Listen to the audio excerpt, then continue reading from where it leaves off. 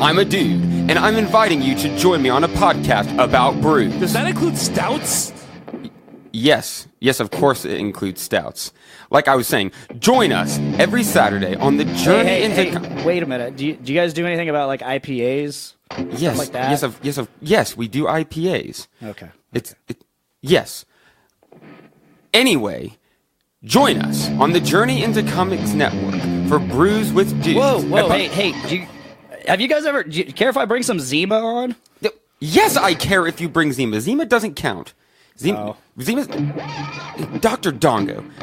Anyway, join us every Saturday for a podcast that delves into the craft brew world. The following is a journey into comics. Journey into comics. It's a journey into comics. It's a journey into comics. Journey into comics. Journey into Comics. Network.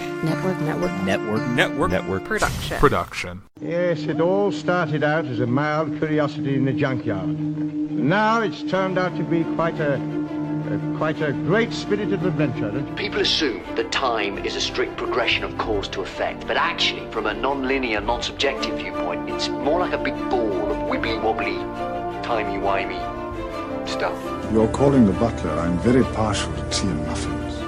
What's wrong with being childish? I like being childish. Before I go, I just want to tell you were fantastic. Never trust a hug. It's just a way to hide your face. That's the exciting thing. There's nobody in the universe can do what we're doing. Why are you pointing your screwdrivers like that? They're scientific instruments, not water pistols. GallifRadio! Yes, this must be where I live. What's up, ladies and gentlemen? Welcome to another episode of GallifRadio. It's episode 4. I am your host, Nate, and today joining me, as always, welcome back, Sarah. Hi. How's it going? It's okay. I got a little scratchy voice today. I know. I'm so excited that you're going to trooper through this for us today. Allergies. It's allergy time. Also joining us, welcome back, Miss Veronica. How are you doing? I'm doing okay. I'm doing good. We exposed you to something today. Yeah, I guess I could say I've been better. I've been doing better, but yeah, we watched a pretty shitty movie today, and I guess we're going to talk about it. It's kind of the whole basis of this episode. I'm actually pretty disappointed. I feel gypped and let down, and like I wasted my time. Okay, well, let's get right into it. What did you in fact watch today? You made us watch that crappy Doctor Who movie. The 1996 Americanized Doctor Who movie, starring Paul McGann as the Eighth Doctor. I liked him as the Doctor. We'll get into that, I'm sure. Yeah, totally. This movie was kind of, and you know what? I totally screwed up. I was going to bring the laptop with me and look at some facts about the movie, but I'll just pull it up on my phone here in a minute. This movie was kind of in a lull of Doctor Who. It had been, I think, 7 or 8 years since Who had been on air in the BBC. America tried to do a TV movie. In 96. And that was it. And it took place in 1999. Into the new millennium. Which was weird watching in 2018 for the first time ever. It's like, Yeah. Okay. Yeah. No talk. I mean, what? I was going to say, no talk of Y2K in the movie, though. No, just a lot about the new millennium and atomic clocks. I don't think people in 1996 were talking about Y2K. No, they weren't. That wasn't a 96 thing. That was like a 1999 thing. No, yeah, I didn't start hearing about that. And even then I was just like, what are they talking about? It's stupid. I know. I remember when that happened. I was like, Mom, do we need to buy like gallons of water and batteries? And she's like, no. Yeah, that was just like the year prior or something. Yeah, nobody in 96 was saying Y2K. They assumed They did say that... as if a lot, though. Oh, yeah, they did. As if. The movie was very dated and not in like the fun way that I wanted it to be. In the forced way. It was very forced. I kept remarking, I was like, I feel like I'm watching a softcore porn that has like no porn in it. Yeah, no payoff. It's just like that kind of shitty quality that I was trying to appreciate it for what it was. It was like a little time capsule, but it wasn't good enough to be in my time capsule.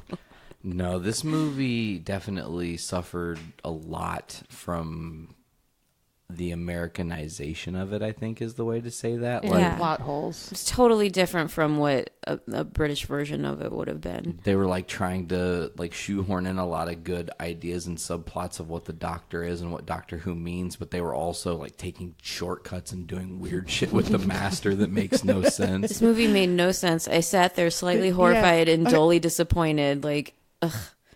This is like the cheap knockoff version of Doctor Who. Yeah. It's kind of like when they thought about the future in like the 1950s. Yeah. What it was supposed to be about, and it doesn't make any sense. Like, I don't know, it was like they tried to think about what Americans want Doctor Who. It just didn't make any sense. There was so much wrong with it. Right, and I there hate was it like so the much. whole weird romance factor. There was like the he's horror half factor. human. He's half human. They don't even resolve any of that. Why is he half human? Why? It's like this lingering question. I remember the first time I watched it, I was just sitting there, just so rage filled. Yeah, they're like trying to rebrand it. And then he regenerates, and like he's still got the stint or whatever. What? No, he regenerated. Like he's done now. Whatever killed him is done now. Right. It doesn't get to kill him again after that. No, it doesn't. That doesn't make any sense at all. Like, I could keep going. Sorry. Yeah, why did we watch when this you're movie? raging, back off your mic a little bit so you don't clip it. Why did we watch this movie again? I guess my thought was at some point we need to cover the Eighth Doctor. Like it does exist in Who. Okay, so yeah, that's right. You said it was like in canon, like in the 100%. I mean, Sylvester McCoy is the Seventh Doctor in that movie, reprising his role as the Seventh Doctor from which he got ripped off. Totally ripped off. Just like, oh, la, la, la, I'm drinking tea, listening to this record. I walk out on TARDIS and just gangbangers. That's how he just gets did in. I mean, I guess not really. It was like gangbangers that led to the Doctor, the other, the lady Doctor. Grace. Just killing him because she just goes in blind, But clearly, I don't know what I'm doing, but I'm going to fix this thing. X-ray is double, like the exposure is wrong. It's a double exposed or something. Yeah, he only got shot through the shoulder, but she's trying to put like stints in him. And like, what are you doing? Save that for later, lady. For real. He's sitting up talking to you. He's talking to you. And nowhere else. Why are they performing heart surgery? This movie makes no fucking sense. It's insane. The more that you think about it, the more insane it gets. Yeah. Why is the Master goo? Well, let's do a little bit of setup. Why is he goo? The movie does. Well, let's do a little bit of setup here. The movie does kick off with the Doctor explaining that he's taking the Master back to Skaro to the Daleks, so the Daleks can execute the Master, and then he's going to take his remains back to Gallifrey. So that's the Doctor's path, is to leave Skaro and go to Gallifrey to drop off the remains of the Master. He's got him in this like urn, and in the urn he puts it in like this lockbox. But then the lockbox just like breaks open, and then there's goo. Yeah, but why goo? I don't know. It's why the Daleks like they exterminate. Everything you're saying right now, I want you to just say it's because it was in America, and don't ask why, because we're not going to get those answers. Oh no, it doesn't get to have special treatment because America. Sorry. No, I don't know. But you're not going to get answers. Like I said when we were watching this movie earlier, I was like, I feel like this is the Joel Schumacher version of Doctor Who, like how he did Batman, Poorly. Like this is like, you have to just suspend your disbelief and just get on the train and roll with it because it makes no fucking sense. It was a wonky train. So when the Master gets out of his little contraption thing that's got him held, he essentially fucks with the TARDIS and forces it to emergency land on Earth. That's where you find... Conveniently enough. Convenient. That was the theme of this movie. Oh, how convenient. Mm-hmm. So Lee is the Asian kid that's in the movie, and he is getting chased by those gangbangers. For a reason that is never explained. And in 1999, him and his crew were just shooting people in the air, shooting at people for no reason in a car. Yeah. It's like, okay, that's weird. Then the TARDIS materializes around Lee, saving him. Mm-hmm. Or, in front of him, maybe. I think it does it in front of him because he just like appears from behind it. He didn't come out of it. And he never, until later in the movie, realizes... Saw that it was bigger on the inside. Correct. Right. So you are right.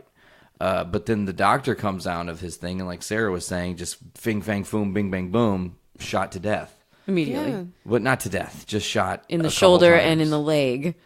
That apparently leads to heart surgery. But that sets up exploratory whatever necessitates this movie, because now you have the EMT / cop that is there that takes his body to the hospital. Ambulance driver. And then the lady who, Grace Holloway, I think is her name, she's at like the symphony or something, at the opera, and she's on call at the opera. She decides to go to the fucking opera in that dress, in a gown, while she's on call. That's very irresponsible for a doctor. Well, exploratory heart surgery. Conveniently enough, she's on call and gets paged and shows up in her glamorous, ridiculous dress. Right. We already because got America. the bullets out, sir. But we're Exactly, just going to try because for this heart thing, America. too. They're like, oh, it's double. His X-ray's double exposed. It's showing he has 2 hearts, and she's like, that's not true. We know no one has 2 hearts. That's not possible. Well, we did it again, and there's another X-ray machine coming. It's going to take 30 minutes. And I'm like, you're in San Francisco. There's 1 million hospitals. Why is it going to take fucking 30 minutes? It'll take 3 seconds. There's like 6 hospitals probably right next door. I don't know. I feel like that. I feel very despondent after watching this movie. I feel very like. So Grace tries to do this emergency surgery, right? Mm-hmm. What happens in that, Sarah? Well, Puccini starts playing. Okay. First of all, we need to know about Puccini. That is important. Apparently that's what important about Puccini? to this movie. I don't know about Puccini. It's just adding to the romance factor. Italian opera. I met Puccini. He never finished that one. Okay, so what's going on here? Puccini's playing. Anyway, so it wakes him up out of it and starts talking to this woman who's operating on him, and she's like, oh, we got all the bullets out. You're going to be fine, but we're just going to try to fix this other thing. And he's like, don't fix me. I'm not human. They're just like, no, we're going to do it anyways, Yeah. Like, why? There's a lot of problems with this movie. Correct. We're going to uncover them all. I feel like this is like a 12-year-old's adaptation of what happens in the hospital when you're getting surgery. Yeah, this was like a fucking fan fiction. This was the doctor's fever dream, you guys. It was. Yeah, like, this is for like real. a kid doctor's fever dream. Maybe he's somewhere in the time vortex. Maybe we can explain it somewhere like that. Like, maybe he the just doctor had was in a coma and he dreamt it. I'm glad. Yeah, like what? I'm glad that V said that though about it being like a poor, or whoever said about it being poor fan fiction, because like. My thing is this movie is almost like the Phoenix of the Doctor Whoverse, because it has to suck so bad for Russell T. Davies to be like, wait a fucking second, I can write better than that. Yeah, Let me start after, putting my treatment on episode 1 called Rose and start writing it in 1997, and I'm not going to give it to the BBC until 2004. 7 years to perfect this idea of what he wanted the Doctor to be, and then it becomes what we know now. So this movie, as sucky as it is, and as terribly poor the plot, I mean, we move into the failed operation. She breaks the scope off inside of the Doctor. Right. And like everything's going crazy. And then they break the scope off of him, and instead of cutting him open to try to remove it, they hit him with the defibrillator? Right. Over and over. Over and over and over again. Right. I mean, I've seen enough Grey's Anatomy to know that that's not what you want to do. It's also not how it would happen. If something got stuck in the person, you would try to cut that open and get it out of them safely. Yeah, otherwise, lawsuit. Right. I'm just like, pull it out. I can't pull it out. Like, what do you mean? So they call it time of death for this gentleman, John Smith. 10:03 p.m. He's dead. Oh yeah, they write in John Smith. That's a little Easter egg Subtle from wink the and a future. nod from the future and the past, both. Yeah. John Smith has always been a fixture of his human identity. His alias. His alias. This half-human thing, though. We'll get to it. We'll get to it. So we get the morgue scene, which had a Mad TV alumni, Will Sasso, on it. Mm-hmm. He was one of the shining spots of this movie, I thought. Pretty funny. Yeah, it was your comparatively speaking. Yeah, and comparative to whatever was around him in this movie. I mean, right. Hilarious. Correct. But so, V, what happens at the morgue? Well, he regenerates and comes back to life and scares the shit out of who we were just talking about. During Frankenstein. Yeah, it was so... God. The scene for scene, it's just like, we get it. We get it, y'all. It's very on the nose. Like, yes. Who your is hands this movie twitching. for? I'm telling you, it's a little kid doctor's fever dream. What else could it be? Yeah, so he regenerates. I don't know who this is for, though. He turns into this person. I kept trying to place who he looked like the whole movie. And then towards the end, I was like, I feel like he just is like all of the... He's all the hobbits. All the hobbits. Yeah. Put together, because he looks exactly like all of the hobbits if they were one hobbit. Only when he forces himself to smile. Maybe. Yeah. Yeah, he was... Yeah. And then they made him like this like very Baroque Renaissance man. With his crushed velvet and fancy lace cravat. I'm not sure what audience this was supposed to be for. I don't know. I'm just thinking about it. It was like a whole bunch of different movies all into one shitty Doctor Who movie. Yeah, with no connective tissue. It was just like a bunch of like they random. Just used the Master as the connective tissue, and why can he spit acid? This was my least favorite iteration of the Master. It's the fourth iteration of the Master, and my least favorite. And here's where it gets it's where it gets timey-wimey and strange, because according to Eric Roberts' Master, this is his 12th regeneration, and it's done. He's officially run out of chances. However, we know from now our Doctor Who lore that's only the fourth version of the Master, and then Professor Yana is the fifth, John Sims is the sixth, and Missy is seventh. So he's a liquid snake thing, and let's talk about that for a second. The liquid snake guy. Sarah was so upset. I was very upset the first time I saw that, because that makes no sense at all. Usually when you have something that out there in Doctor Who, there's a really good explanation for it they'll come up with later, his time essence was morphed into this goo. Because this was American, they just expected you just go with it. Right. They didn't have to explain anything. That's what they thought. I know, that's that whole like I don't know, sometimes sci-fi suffers from that, like the suspension of disbelief. They just push it too far, Right, without giving you anything. We also got this really strange scene in this episode. I guess it's kind of like an episode. Felt like a really long bad two-parter.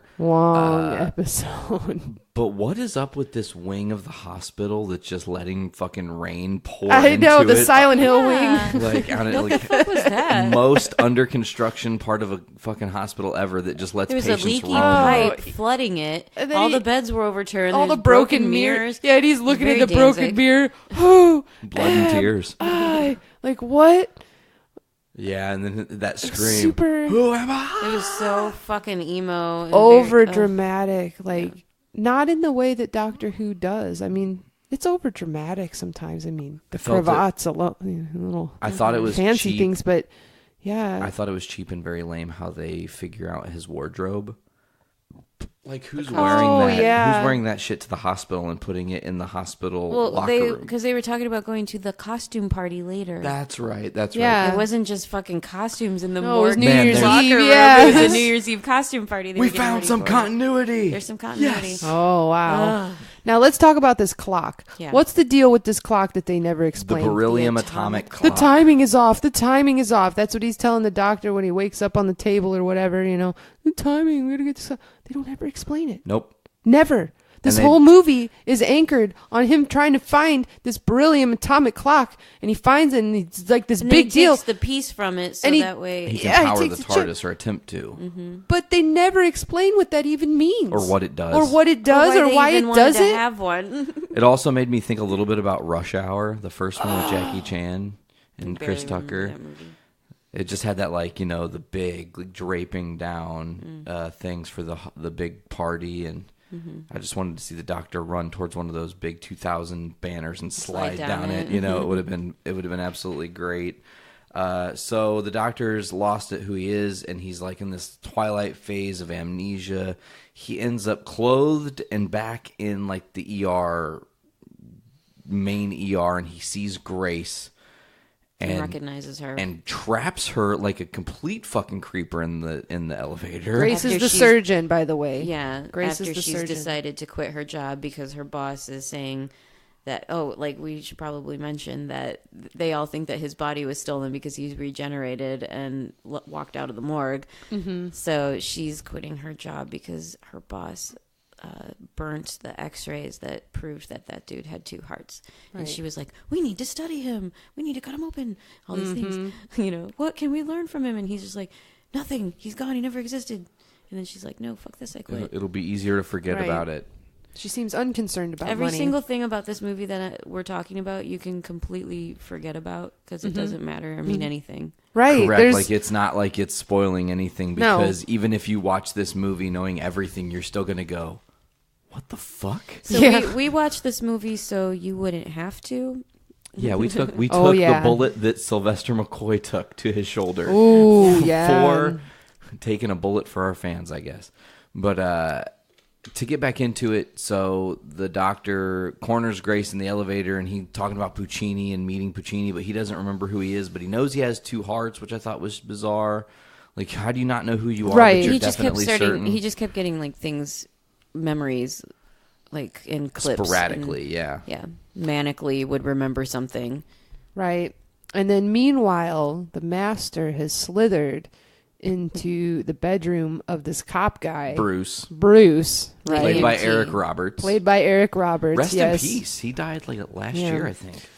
But it was not good. No, like he gets like possessed by it was like some alien thing. Like it like goes in his mouth, like the master. Slither. Yeah, or Slither or something. Yeah, where it goes in his belly and he gets like possessed or something. And for whatever reason, his eyes are green. I don't know why the master is a lizard person now. King Cobra. I'm not sure why he a spews snake. acid. And he spews acid later on, straight up acid. That apparently the lady's arm is fine. I figured it out. He's just Reptile from Mortal Kombat.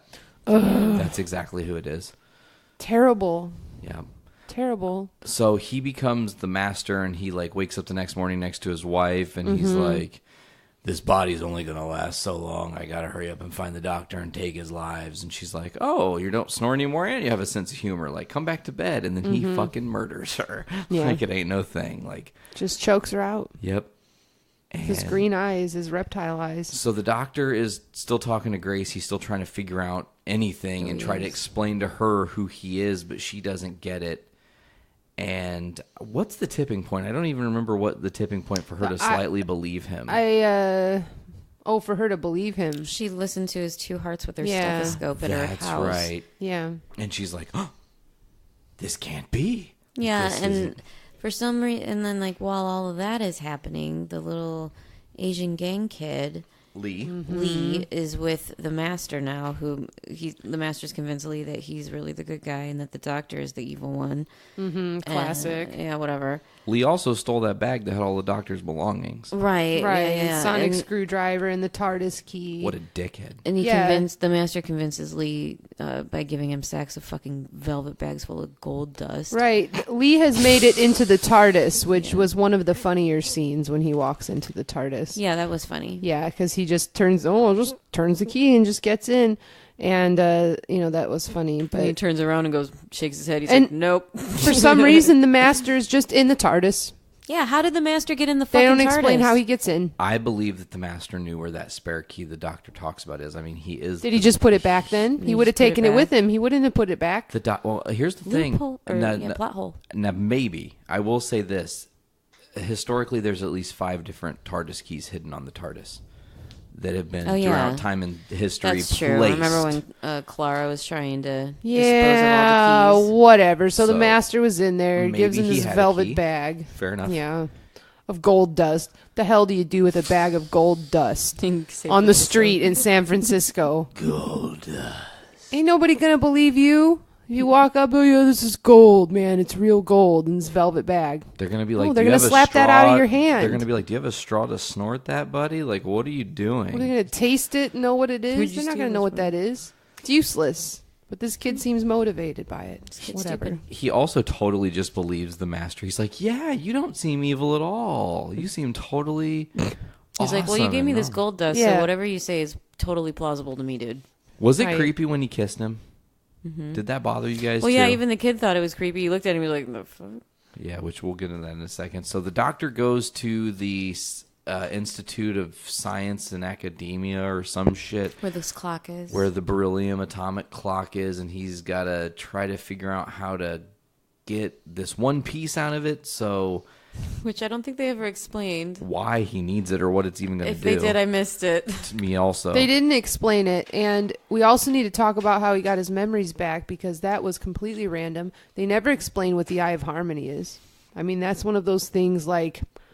it's only ever talked about before that in the Doctor Who universe. That's never been anything. It's just like a rumor, whispers or whatever. It's supposed to be somewhere on the TARDIS. Somehow the Master just knows where it is and how to open it, and it just and what it's gonna do. happens and what it's going to do.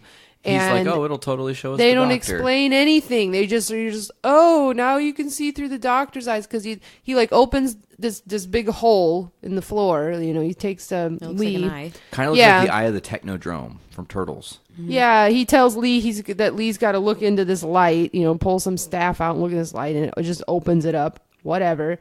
And then the Doctor just, now I know who I am. Like, he's off on some date with this lady, the Grace lady at the time, and just, like, starts getting all his memories back, It's like, now I remember this, and Gallifrey and this, and then she thinks he's crazy. Because he starts rambling about everything. But it's like... if you were listening to that conversation, you would have too. Right. No, I'm not defending her. I'm just stating this is what happened. And they never explain it. They never explain the whole movie, what the Eye of Harmony is, why it does that. Or how it can exchange the lives between the Doctor and the Master, which is his ultimate goal for this movie anyway. Right. He just wants to steal the Doctor's lives. Yeah, they do not explain what it is for at all. Now, during the time the Eye of Harmony is open, all of a sudden the Doctor realizes that someone's visualizing what he's seeing through the Eye of Harmony, and all of a sudden every fucking memory he's had comes back, and he ultimately, in 0.2 of a second, knows the Master's ultimate plan and can just perfectly he spews recite it out. Yeah. But having not seen the Master, although here's a huge continuity error I picked up. In that scene, you see the Master flash in the Doctor's eyes. So the Doctor sees what the Master looks like. But then when the Master shows up at Grace's house... He doesn't recognize him. Right. He has no idea who the fuck he is and totally just goes along with it like an idiot. Like, it does not make a damn lick of sense whatsoever. No, and in Doctor Who, you normally would think, oh, no, he's got it together. He knows. He's just playing it cool, But no, later on, they're in the ambulance... And then, Surprise. like, his sunglasses fall off, and you see his reptile eyes or whatever. The dog's like, it's the Master. Like, you just see him. He finally actually realizes it, and then he's just like, and shoots acid out of his mouth onto the Grace lady's arm, and she's, like, burning from acid. And then, like, the next frame, they don't even talk about it. Like, she's just cool. No bandages, no eating a hole through her skin. And what? What is this? And then that's when they drop the half-human line somewhere in there. I'm only half human, Grace.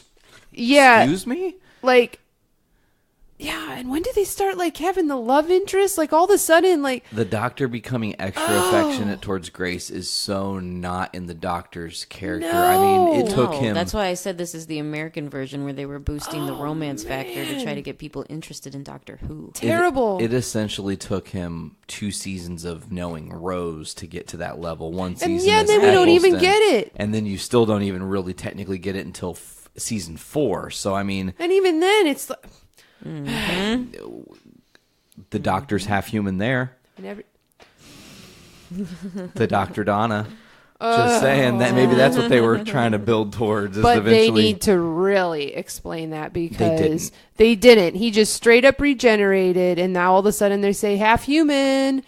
And then what? Then we get the mini episode, which we'll talk about later. Yeah, we're getting ready to get into that. Where he regenerates into... Well, I have some problems there. But let's get back to this movie, though. Anyways. So the Doctor and Grace successfully steal the thing from the beryllium clock. They head back to the TARDIS. In the TARDIS, Grace turns on the Doctor because the Master had spit the poison on her. And she becomes possessed. With these, like, black demon eyes. And they trap the Doctor. So now he's a demon and a reptile. That was the least scary she's looked the entire movie, also. Right. I thought the same. That was a really interesting looking lady, okay? She's got some very severe features. Mm-hmm. Yeah. But when she was possessed, she almost looked normal.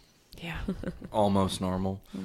So they trap the doctor in this contraption, and they're going to begin using the Eye of Harmony to extract his remaining regenerations and put them into the master. Mm-hmm. Lee's just like, cool, we're doing this, guys. It's fun. Like, I'm excited. She's possessed, bro. Like, doctor, she's possessed. She's not going to listen to you. I loved that line. Like, well, of course, she's possessed, you know. God, listening to you talk about this movie makes me hate it even more. Oh, yeah, that's what I'm getting at. It's bad. I mean, we warned the listeners. It's absolutely atrocious. Abysmal. For very obvious reasons, I think. But so this attempt is happening, and somehow, some way... the master has to blind Grace because he forces her to look into the Eye of Harmony to actually start. A human. Because she's the only human, and he killed Apparently, Lee. that's a rule to opening the eye, which is never explained that you need a human or something. And also, why did the doctor need to be in that contraption? To keep his eyes open, so that way the life force could be sucked out of him and transferred into. They needed that whole metal nails. Super BDSM. Dude, I'm telling you, this was like a softcore porn with no porn. Yeah. The sets, everything, like the filming, the lighting, all of it. It was like a bad play. Do you remember earlier in the movie there was like a really fucking awful cut? It just went black screen real quick, and then all of a sudden we're on like the San Francisco Bridge for a tenth of a second. Yeah. And it was like 90s sitcom. Yeah, it was right after the big dramatic Frankenstein moment where he's like, "Who am I?" Yeah. Cut. Yeah. And then it's like the city of San Francisco. And in other news, there's a like giant Golden beryllium Girls or clock. something. Boo-doo-doo-doo. Yeah. Oh, should we do a Golden Girls podcast? Is that on the docket? I have too many things in my head. I know. Talk about derailing. Brain's too full of stuff. Anyways, back to this movie and its poorness. Grace, because Lee gets killed by the master, Grace gets forced to look into the Eye of Harmony to start the process that's the master taking the regenerative lives of the doctor. And she's like, I'm blind.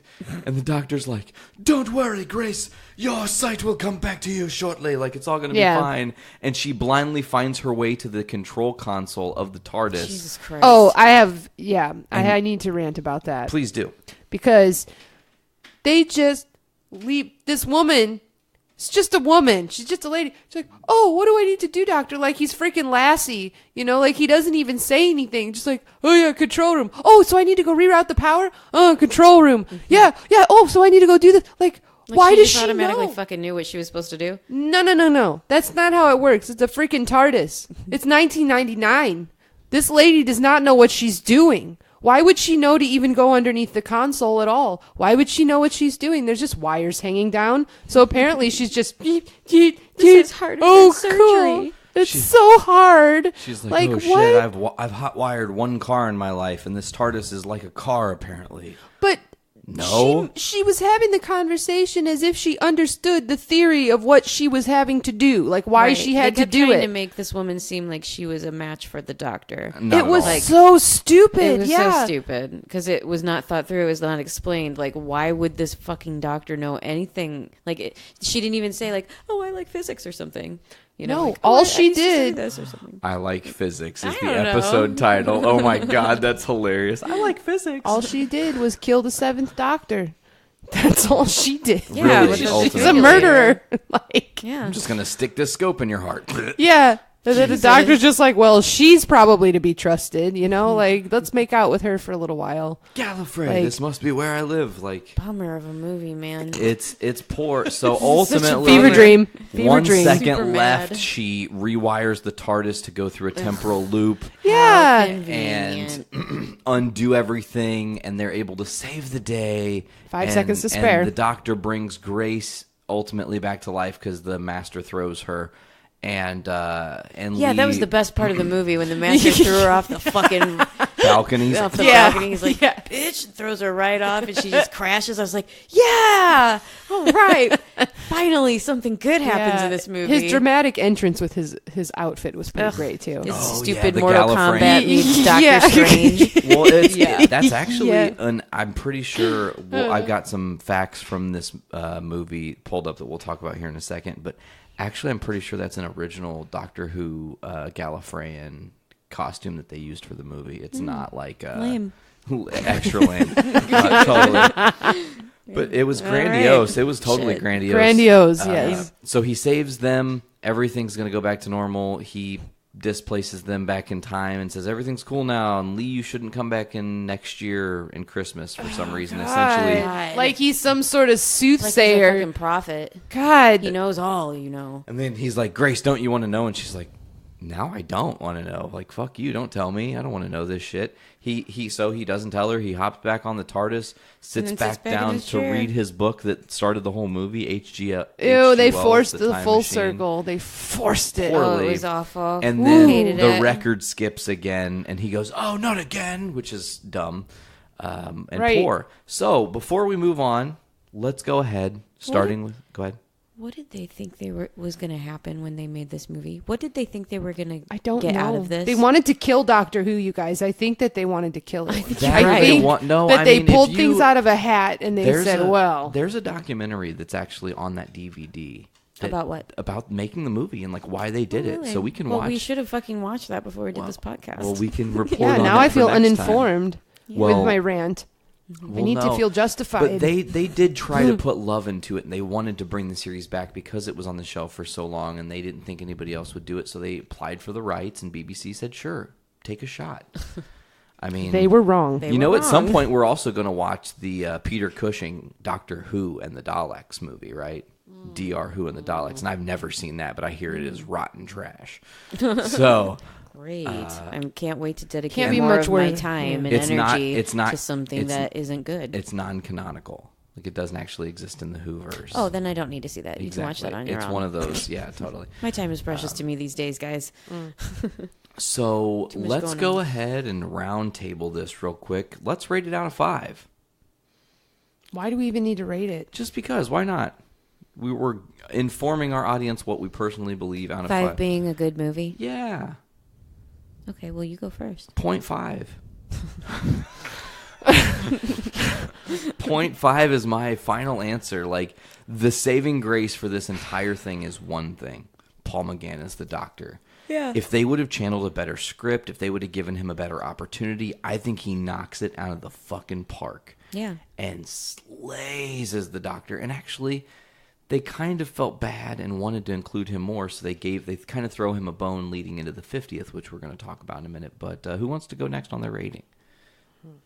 Well, out of 5, I'd give this movie a 1.5. Generous. Yeah, it was generous. I'm being generous.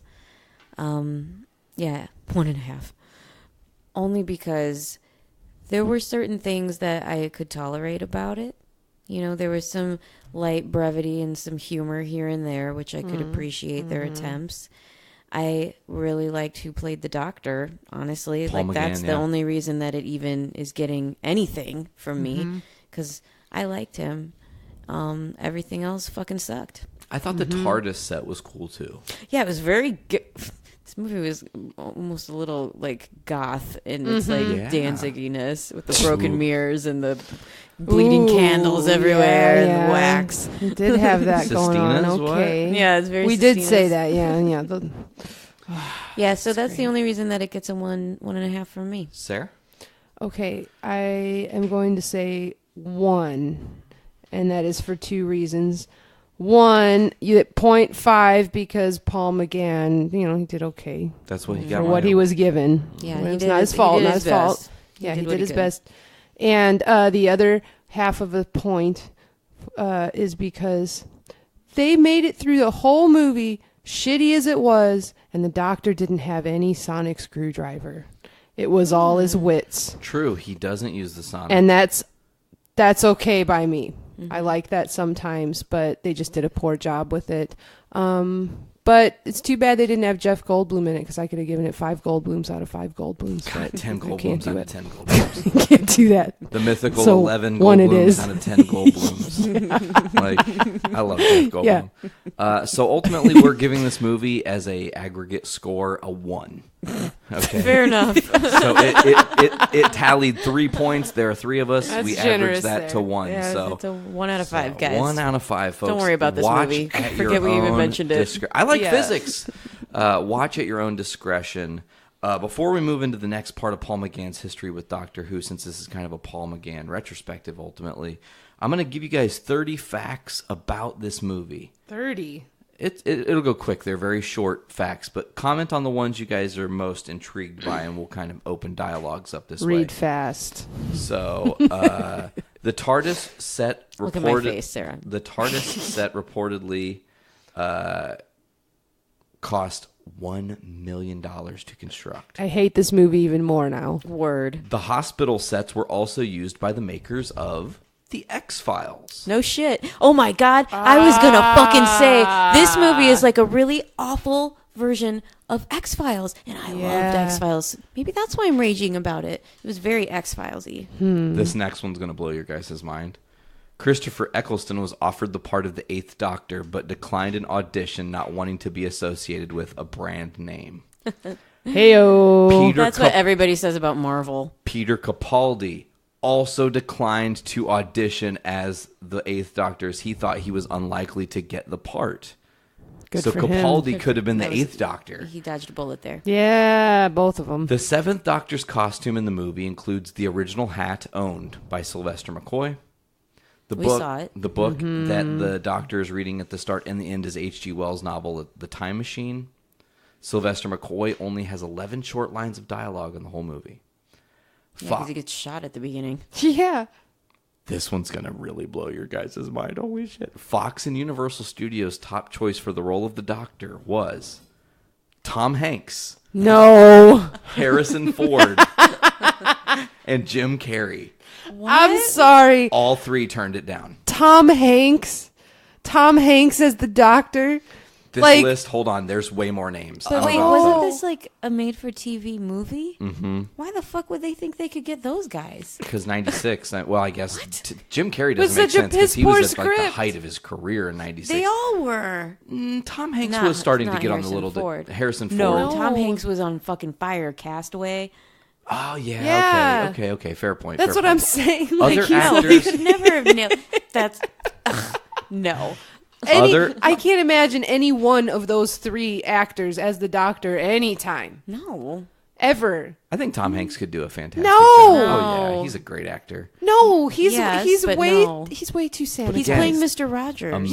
Yeah. They just released the first picture of that today. I know, I saw that. That's why I Oh, I said didn't that. see it. Tom Hanks as the Doctor. Other actors considered for the role of the Doctor included Rowan Atkinson, Chris Bear, Sean Bean, Jim Broadbent, Pierce Brosnan, Martin Clunes, Robbie Coltrane, Billy Connolly, Russell Crowe, Rupert Everett, Ralph Fiennes, Hugh Grant, Anthony Head, John Hurt, Derek Jacobi, who ends up being Professor Yana as the Master, Ian McKellen, Sam Neill, Peter O'Toole, and Michael Palin. Michael Palin from Monty Python? Yeah. What the fuck? The TV. That's a doctor I'd get on They board were with. yeah. They were really lost, weren't they? The TV movie Jesus. featured the first appearance of the sonic screwdriver since 1982, The Visitation.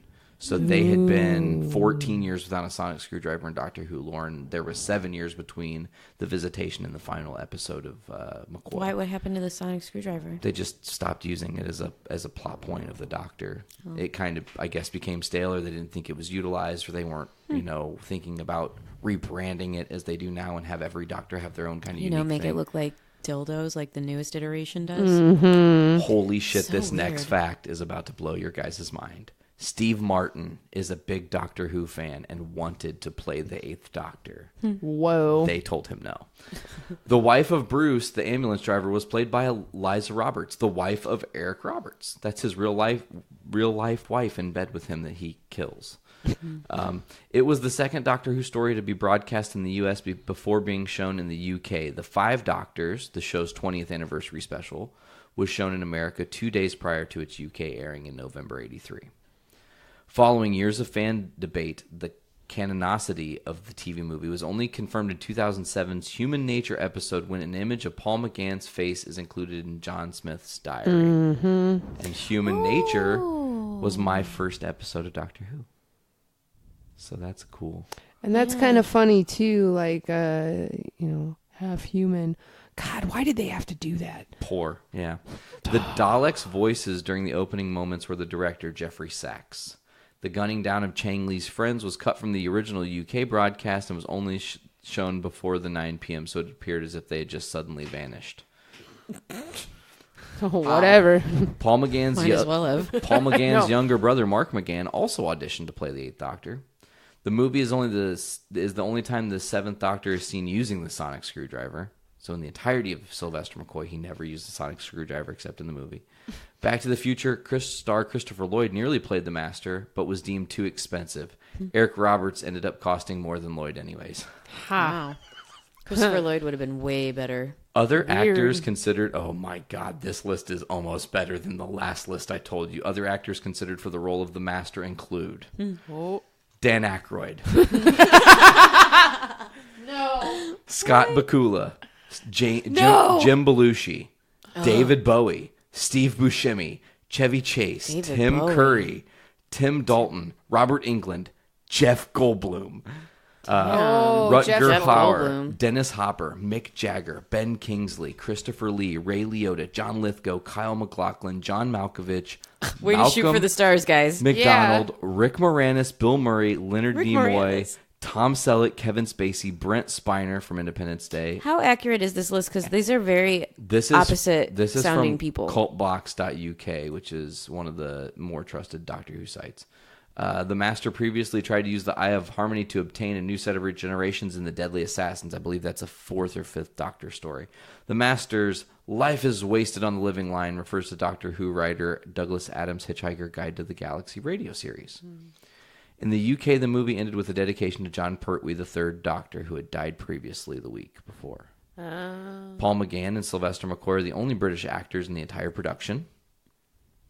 The Doctor's first kiss is featured in this movie. The gold dust that the Master finds in the TARDIS is a reference to the Cybermen, to whom gold is lethal.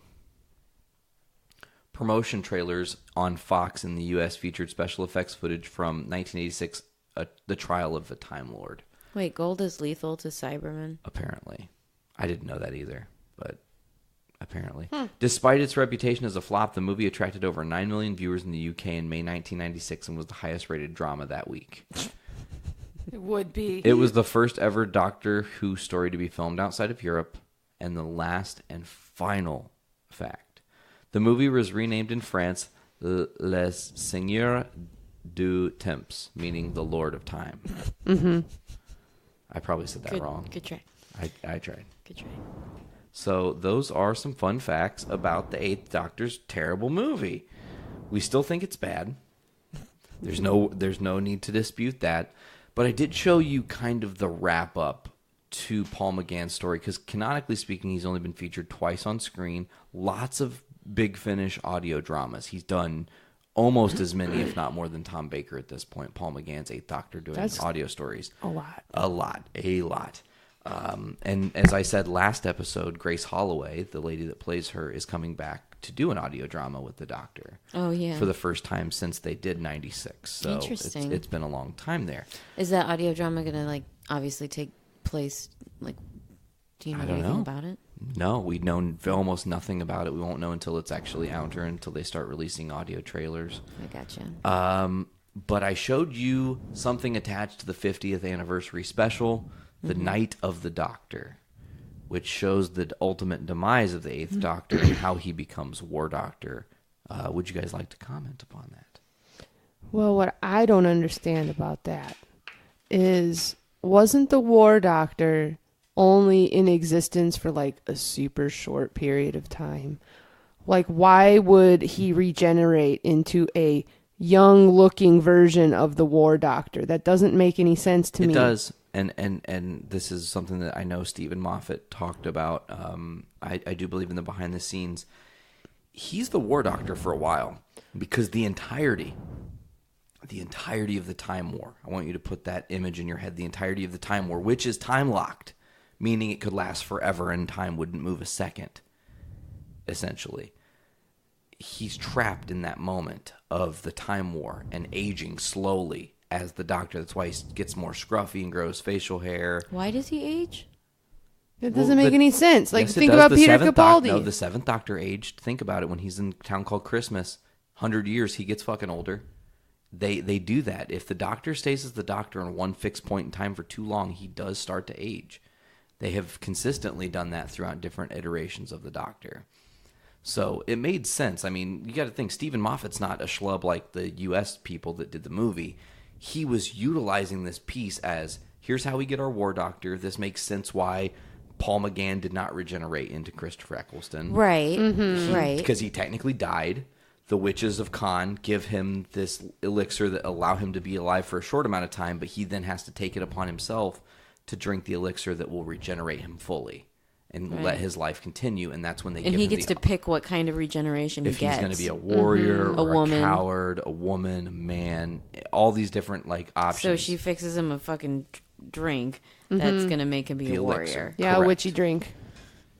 She already had it made, by the way. Yeah. Because they knew he was coming back, and I mean, obviously that's a fixed point in time. And again, this is all you got to start thinking that. I want to be okay with it because it's Stephen Moffat. The witches of stymied. The witches of Khan's story that they kind of had there is this sub pocket that happens where they know they're one of the few other races that are so close to the Time War they know what it means. So that's why they interfere and they give the Doctor this opportunity to go fuck shit up, essentially, which is what the War Doctor does. He gets lost in the Time War trying to figure out how to use the moment, as we've seen, and ultimately decides, well, I don't want to use the moment, but maybe two other doctors will help me and we'll find a different way around. So, yes. Did we explain, since we're on a podcast, probably people have not actually seen that little mini episode. Do you want to explain actually what happens in it? Because we didn't even do that. I just realized we just started commenting upon it. We'll short riff this. So the Doctor's TARDIS is flying towards this ship that looks like it's crashing. And the Doctor shows up on this ship, and there's this lady, Cass, and he's like, come on, Cass, I'm going to get you out of here, and everything's cool, and I'm the Doctor, here's my thing. It's bigger on the inside, and she's like, wait, what did you say? It's bigger on the inside. She's like, wait a minute, it's a TARDIS.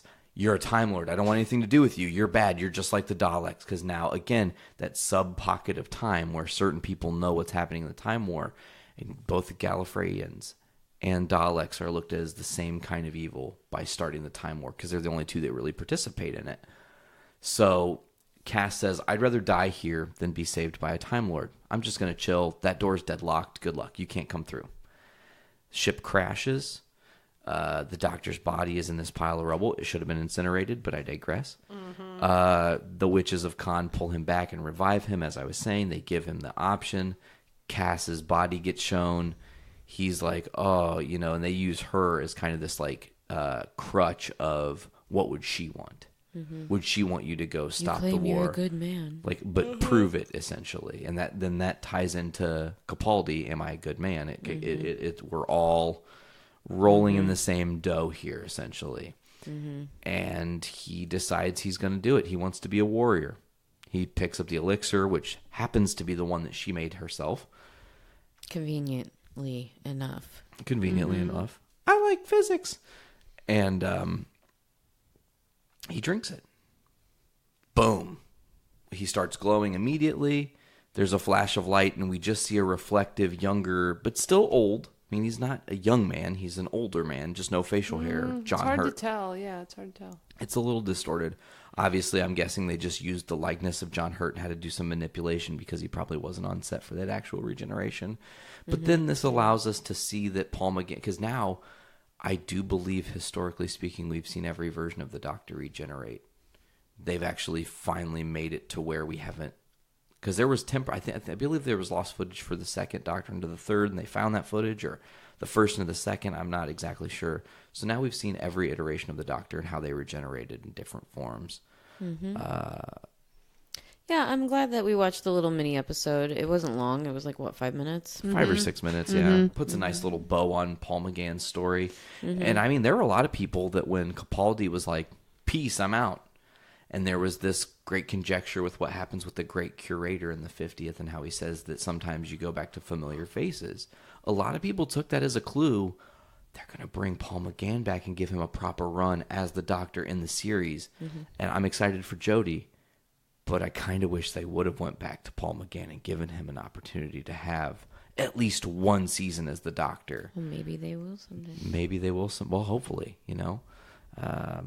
But I thought the Night of the Doctor short was good. It serves a good purpose. It gives you that build up, as it were. It was short and cheap, and it is what it is. It necessitates what it needs to necessitate. It was trying to deal with that pile of shit movie and tie up loose ends. So it served its purpose. So overall, Stephen Moffat. I think we all agree that Paul McGann, great actor, was awesome as the Doctor. Yeah, he was all right. The stories he was put in maybe weren't suited for him so much. He was a little too melodramatic, but that was just the shitty script. Bad directing. He would have been a solid Doctor. I mean, imagine if he would have taken... He looked pretty good. Like, in the mini episode, I was like... Yeah, he's totally believable as a Doctor. All right. Shortened haircut and everything, and like kind of scraggly. He didn't and look like the scruffier. Hobbitses. No, the Hobbitses. That's awesome. But you know, Paul McGann, looking back, I think if you would have given him that look, the rigid look he has in this Night of the Doctor, in his '96 movie, and made him more of a badass. Oh, he would have been badass. It would have been badass. It would have actually made that movie. It would have been a totally different movie. It would have made the that romantic thing. Yeah, exactly. They had to shoehorn in romance because America. People won't believe it if there's not a love story attached. It's not true. And guns. And guns. Yeah, that was a very cliche, awful movie. I don't ever want to watch it again. Mm-hmm. Also interesting to note that in 1999, in San Francisco, pretty sure Hank Pym chilling in San Francisco as Ant-Man at that point in time. Always comes back to Marvel. Whoa. I'm just thinking about other movies that took place in San Francisco, and that was the first one that popped in my head. So. I wasn't thinking about that at all. Sorry. Now I'm thinking about So I Married an Axe Murderer. Ooh, good. That was a San Francisco 90s movie classic that I'd way rather watch over this piece of shit we just watched today. Yeah. Ooh, yeah. So, but I'm glad that we watched it. I'm glad that I have that history and knowledge, and glad that it's over. And now we can pass it on to our fans about what we thought about it. And honestly, I'm telling people, still search this movie out, even though we spoiled the entirety of this movie, and even though you can still watch the Night of the Doctor clip. I think on YouTube, you can also get it on the 50th anniversary Day of the Doctor Blu-ray and DVD sets. But this gives people, we still want people to maybe go watch this movie and form their own opinion, even though we thought it was awful. If you really have nothing better to do and you like Doctor Who and you have like a couple hours to waste your life, go ahead. For the history. Yeah. I'd be interested in hearing what your thoughts are on it, you know? Totally. Yep. Well, if you liked it, I really am going to need to know why. And if you didn't like it, then you're in good company. So by the next time we get together, Jodie Whittaker will officially be our Doctor, and she will be starting her journey. I mean, literally a week from Saturday or Sunday. What? We will have Jodie Whittaker as the Doctor. And I know that she's... Does that mean I got to catch up? Oh, yeah, it's on. But I know that she's going to be on Stephen Colbert... Not Colbert. She's going to be on Seth Meyers or something. One of the late-night talk shows here in the next couple days. She's going to be a guest on to kind of hype Doctor Who coming out. I know. So sometime next week, I would think maybe Wednesday or Thursday. Be on the lookout for Jodie Whittaker on major syndication. Let's see. I don't think I have any other Doctor Who news to report here. Let's just do a quick search. Doctor Who news. Anything you guys want to fill in? What's new? What's new? Oh yeah, that's. I don't know. I haven't heard any other Doctor Who news. No, I've been off the line. Here's an article from No. today. Jodie Whittaker's first episode of Doctor Who has been viewed and reviewed by the critics, and has broadly received positive reviews. Her performance, those of her co-stars, and the production values of The Woman Who Fell to Earth came in for particular praise. But some critics felt there was still room for improvement. In his 4-star review of The Sun, Rod McPhee said Whittaker may be the breath of fresh air needed to revive a flagging franchise. She doesn't always strike the right balance between quirky geek and masterful Time Lord, and at times she comes across as irritatingly childlike. But the highest praise is that you quickly forget you're watching a female doctor and you just accept you're watching the doctor. Well, that's good. That's all I wanted. That's good. Writing in the iPaper, Stephen Kelly complimented the show's improved production values. Never before has Doctor Who looked so crisp and cinematic, nor the CGI so convincing and expensive. Damn. As any fan that has ever tried to convert a skeptic knows, Doctor Who's relatively low budget can often prove a barrier. But not like anymore. The low budget. Me too. This feels like and the kitschy real and deal. fun. However, some critics struck a more dissenting note. As an episode of Doctor Who, the woman who fell to Earth isn't perfect. Hugh Nothing's Fullerton. ever going to be perfect. Especially the first episode. I mean, you look at Peter Capaldi's first episode, The Land Before Dinosaur Time or whatever. It wasn't that great. Like, who makes that? Not necessarily the Doctor. Jenny and Madame Vastra, Kick-Ass, and Strax. Those are the best parts of that first episode. A few of the jokes, mainly focusing on Whittaker getting used to her new incarnation, and lines of dialogue fall a bit flat.